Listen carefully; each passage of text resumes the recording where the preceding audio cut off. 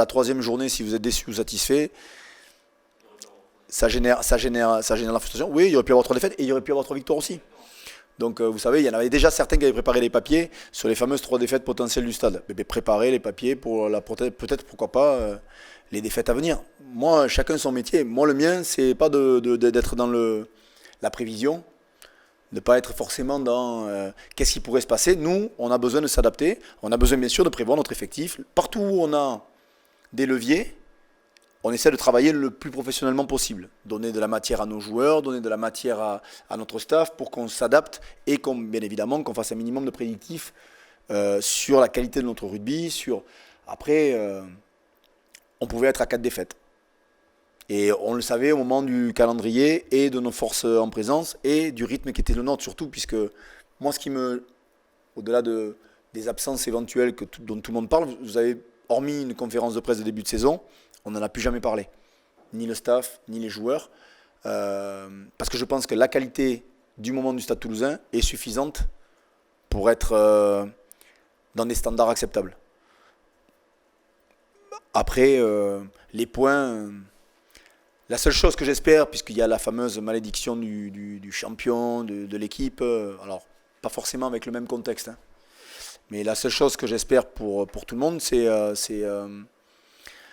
voilà, nous on fait tout pour être dans les 6. Et attention si on y est. On ne s'est jamais donné le tableau de marche, je ne vous ai jamais parlé d'objectif. Et on est obligé... Non, non, ça ne changera pas. En tout cas pas tant que je serai là. On a besoin de s'adapter en fonction des joueurs qu'on a à disposition, de l'équipe que l'on rencontre, des conditions météo. Et les tableaux de marche, c'est bon pour remplir les papiers et nous faire croire qu'il y en a qui en font. Mais on a des objectifs perso, on a des objectifs individuels, collectifs, sur de la qualité, sur du jeu, sur de la volonté de provoquer certaines choses.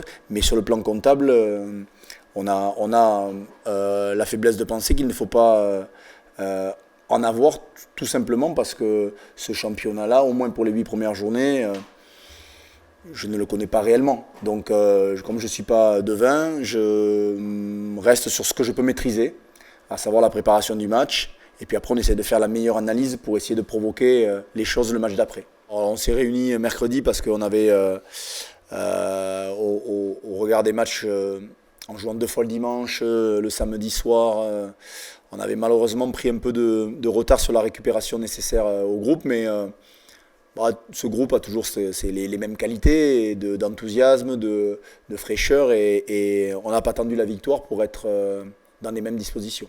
Mais là, La Rochelle, si vous mettez la qualité de leur rugby au regard de leurs points, ben en fait, il y a un paradoxe monstrueux parce que c'est très certainement l'équipe qui met le plus de vitesse.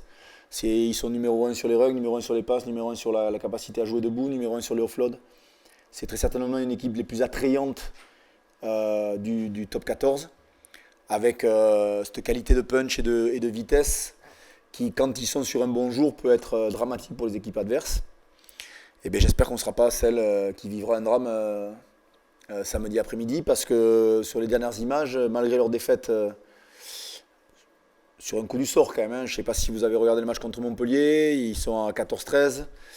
Il y a un contest qui reste plus que très limite sur le jugement, et derrière ils prennent point, pénal touche, coup d'envoi, essai, et le match est plié en 10 minutes. Alors que honnêtement, sur les 50 premières minutes, La Rochelle était bien partie pour accrocher Montpellier. Donc vous savez, les matchs ils basculent sur rien. Nous, nos 35 premières minutes contre le Racing sont plutôt de très bon calibre. On revient ce début de seconde mi-temps, on doit tuer le match. Le match, tu ne le tues pas et tu trembles jusqu'au bout. Donc on sait très bien que cette capacité à marquer, à scorer, et La Rochelle a eu beaucoup de déchets dans les derniers gestes, mais par contre, pour moi, aujourd'hui, c'est l'équipe la plus en place sur le dynamisme, le rugby, et peut-être une de celles qui se rapproche le plus de notre état d'esprit. Le club... avec l'ensemble des gens qui nous entourent, a pris la décision d'investir dans ce qui se fait de mieux en termes de pelouse aujourd'hui, ou en tout cas de surface de jeu entre les pelouses naturelles et ce qui peut exister. Et aujourd'hui, on a un outil qui n'est pas totalement mature pour en avoir le recul nécessaire, parce qu'il reste encore, malheureusement, on a joué un peu plus un peu trop tôt par rapport à la maturité que la pelouse demandait, mais en tout cas vous l'avez pu le voir sur les sensations, d'ores et déjà on a une qualité de rugby et de jeu qui est de suite intéressante, puisque les temps de jeu étaient déjà, d'ores et déjà par rapport aux 2 premières journées, bien plus hauts. Parce que justement, ça permet une qualité technique, une qualité d'appui, une qualité de mêlée notamment, qui ne passe pas par le sol. Enfin, plein de petits éléments qui à l'œil nu peuvent paraître insignifiants, mais qui sont édifiants sur les résultats collectifs. Donc non, c'est vraiment un chouette investissement, un gros investissement. Mais dans tous les cas, ils nous ont mis la Rolls des pelouses à disposition. De toute façon, moi je peux difficilement être ravi de voir un garçon ne pas disputer la compétition majeure de notre sport. Mais pour autant, dans l'état dans lequel on était au poste et dans la situation dans laquelle on était, vous avez vu, on ne s'est pas trop privé de le relancer et vite. On aura des congés à lui donner. On aura une gestion qui est devenue incroyable, mais bon, il faut faire... parfois, entraîner, c'est plus proche de la RH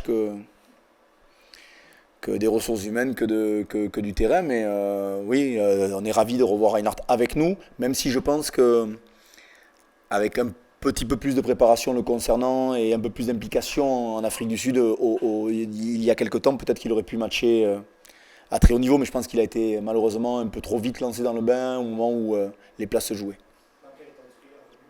Bon, lui, vous le côtoyez un peu, vous le connaissez. Reinhardt, on a plus à le freiner qu'à le pousser. Non, Reinhardt, c'est le moteur, c'est un des pistons du moteur de l'équipe. Donc quand il est là, l'équipe va mieux. C'est un mec qui est plein d'enthousiasme.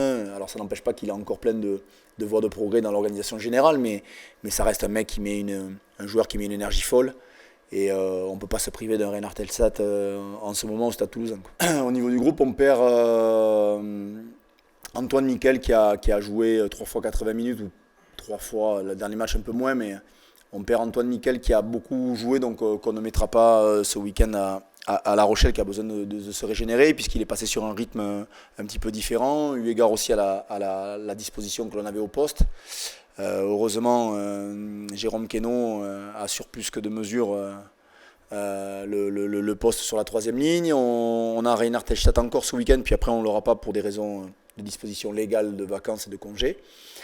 Donc voilà, il y a plein de petites adaptations, mais Richie Gray aussi, que l'on manage aussi par rapport à ses soucis de dos et de hanche, donc qui sera remplacé dans le groupe. Donc des petites adaptations, et derrière Arthur Bonneval et Pierre Fouissac ont pris des coups au niveau du cou d'ailleurs. Bon, sur Arthur Bonneval, c'est assez simple de le voir, on peut comprendre qu'il est la nuquette qui tire. Et puis voilà, donc on a adapté un peu notre semaine. On a repris mercredi, on s'entraîne 2 fois, on s'entraînait 2 fois aujourd'hui, 2 fois mercredi. Demain, une petite mise en place très légère.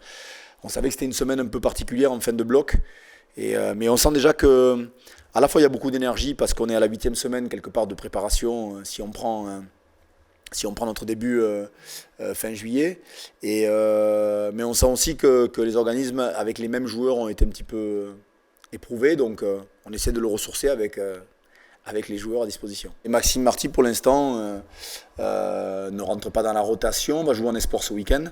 Il s'est blessé aussi en début de saison, donc il a malheureusement loupé un petit peu le wagon du début.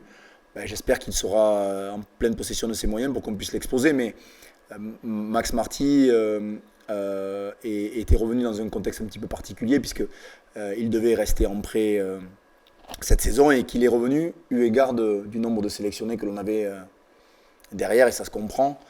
Mais voilà, pour l'instant sur le poste d'ailier, mais il sera peut-être susceptible d'être exposé sur le prochain bloc, même très certainement. C'est une aponevrosite plantaire, pour faire le spécialiste. Il a pris un coup lors du dernier match amical sous le pied, et qui s'est un petit peu compliqué, et il devrait être en collectif et en entraînement quasi total la semaine prochaine, ou en tout cas la semaine de Pau. On espère, parce que malheureusement on n'a pas suffisamment ce genre de joueurs sur le terrain. En tout cas pour l'entraîneur que je suis, on aimerait les avoir un peu plus souvent. Il a une forte concurrence, et puis on a des performances de certains qui sont sont de très très haut niveau, donc il va très certainement réintégrer le groupe ce week-end. Mais pour l'instant, Joe Tekori, Richie Arnold, Richie Gray ont mis la barre très très haut. Donc c'est aussi ce qui a fait notre force la saison passée, l'émulation qu'on pouvait avoir à certains postes. L'an dernier, on cherchait les secondes lignes. Cette année, on en a pléthore. Mais c'est aussi eu égard que Joe Tekori, Richie Gray ne sont pas partis à la Coupe du Monde. Donc ça a aussi retardé un petit peu l'éclosion de certains et l'embouteillage que ça peut provoquer au poste. Bastien est un produit de la formation toulousaine, passé par des errances et des performances qui lui ont permis de revenir. Lui aussi, au même titre que Flo, a un petit peu pâti du non-départ de Joe et de Richie à la Coupe du Monde, puisqu'ils étaient prévus aussi pour cette période-là. Mais il ne sera pas loin vous allez le voir très, très, très prochainement. Werner, pareil, c'est un garçon qui est venu aussi pour combler les 8 départs des 3/4 toulousains, donc avec pas mal de sollicitations. Donc il faut qu'il intègre le système, il faut qu'il intègre un petit peu notre manière de penser, notre manière de voir. Et surtout, c'est un garçon qui avait passé 2 ans sans jouer à 15, on le savait. Mais il ne sera pas loin aussi, il fait des rentrées, il est utilisé. Et pareil, beaucoup d'énergie et qu'il faut un petit peu canaliser, mais c'est un joueur ultra intéressant que vous allez voir très prochainement aussi. C'est une aventure incroyable et extraordinaire. Enfin, franchement, passer un peu de temps avec lui, je ne sais pas si vous aurez l'occasion d'eux, mais on a la chance d'avoir quelqu'un qui vit pleinement son expérience. C'est quand même une opportunité incroyable et il faut remercier fortement les Yamaha Jubilo de nous l'avoir mis à disposition et en observation, plus en utilisation, puisque rapidement, si on n'a pas Takeshi Ino au moment de Bordeaux, on est quasiment forfait. Donc c'est quand même un garçon qui donne tout. La performance de Bordeaux était une performance ultra intéressante. Là, il était un peu plus dans le dur, mais plus aussi lié à l'énergie qui était la nôtre à ce moment-là du match. Non, c'est un garçon hyper attachant, qui s'intègre hyper bien et puis qui a trouvé sa place très rapidement dans le groupe. Donc voilà, après, il y a Kovisagi qui va intégrer le groupe ce week-end et Guillaume Marchand qui sont aussi des garçons sur lesquels qui ont un peu plus l'habitude peut-être des joutes du rugby européenne, même si sud-africain fonctionne quand même fortement sur la conquête de la même manière. Donc on va très certainement aussi le conserver jusqu'à mi-novembre. Mais en tout cas, l'expérience de vie et l'expérience qu'il nous amène dans son enthousiasme et dans sa capacité à vivre pleinement une aventure particulière, je crois que c'est génial. C'est aussi ça qui fait que le rugby est un sport un peu différent parfois. Après, tous les préparateurs physiques du Stade Toulousain n'avaient pas porté le maillot depuis des années. Mais oui, Habib, c'est un peu... en fait, alors, AB était prévu pour venir dans un premier temps en tant que consultant au fil de la saison et c'est un petit peu les réajustements de dernière minute du staff et de la complexité que vous connaissez des sélectionnés. Des entraîneurs qui ont pu partir comme William ou comme Jean à qui on avait donné une bonne sortie avant que William s'en aille. Donc on a été obligé un petit peu de se réadapter. Toujours est-il qu'il était dans les plans et qu'on a accéléré un peu le processus le concernant pour qu'il vienne gagner en expérience, c'est-à-dire être au contact du terrain avec les espoirs de manière permanente et avec nous vraiment sur la partie de technique individuelle. Donc pour le moment, il n'est vraiment que sur de l'individu ou du petit groupe. Et puis j'espère que petit à petit, il s'aguerrira pour être un entraîneur à part entière, ou en tout cas comme on l'entend chez nous. Mais c'est un garçon qui a une grosse expérience, qui a vécu des expériences avec les Sharks notamment de manière pleine et totale pendant 7 ou 8 ans. Donc ça nous fait un regard extérieur hyper intéressant. On nous targue souvent un petit peu de consanguinité nous concernant. Donc c'est aussi un moyen de le faire, on va dire, à faible touche. Mais c'est en tout cas un garçon qui s'est intégré aussi très très vite. Et ce regard extérieur de rugby international aussi nous permet d'avoir... sur la partie laboratoire que l'on développe beaucoup sur ce que sera le rugby de demain sans être présomptueux, mais on essaie de réfléchir à toutes ces situations, comment le rugby va évoluer, comment aujourd'hui quel est le rugby après 3 temps de jeu, quel est le rugby après temps de passe, quel est le rugby après coup d'envoi. Et donc, il réfléchit, il planche sur ça, il nous propose des choses. Et non, c'est hyper intéressant. Mais c'est quelque chose, c'est pas un one-shot, c'est quelque chose qu'on a prévu sur une durée conséquente de manière à pouvoir optimiser les choses sur la technique individuelle aussi de nos jeunes joueurs, sur la technique individuelle de notre école de rugby. Donc il y a un gros projet, mais on met du temps. Et puis moi, pour l'instant, je leur demande quand même beaucoup. Et pour l'instant, je garde tout le monde un peu autour de moi.